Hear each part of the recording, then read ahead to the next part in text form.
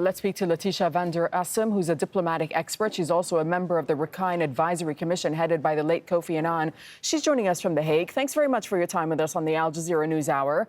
So what could have been happening behind the scenes to get the military to seemingly back down from wanting to seize power and abolish the constitution? Thank you for having me.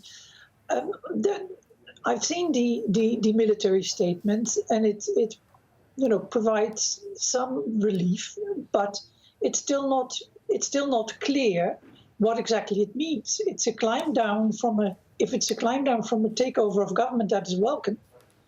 But the immediate cause of the recent tensions, the outcome of the elections, are not addressed in this statement.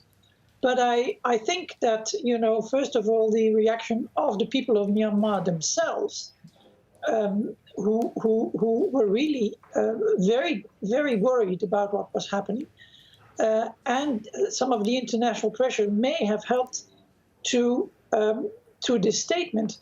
It's quite a climb down for the military.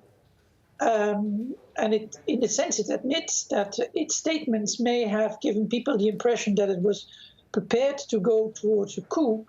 But, the people of Myanmar deserve better than this kind of bullying and this kind of heavy-handed approach. So would you say then the threat of a coup is now out of the question completely? No, I don't think so. That is still there. It depends on your interpretation of what it means to adhere to the Constitution, but I think it's much less likely now. But there are still many things that they can do because the underlying issues haven't been resolved. Right. So what needs to be done to sort of address these issues? Because of course the military itself alleges widespread voter fraud in that election. Why is the military challenging the vote and getting involved?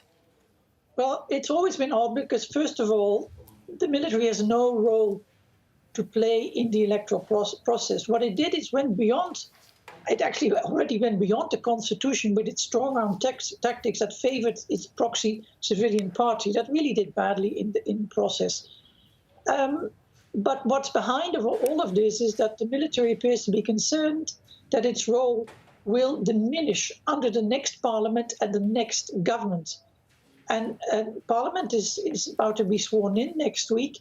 The process of making the next government is already underway.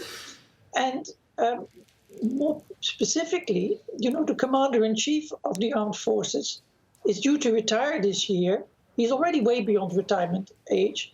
And it's not unlikely that he is seeking to remain relevant in Myanmar politics and wants to secure continued influence for himself and for some of his colleagues who are also retiring. All right, we'll leave it there. Thank you so much for speaking to us from The Hague. You're welcome.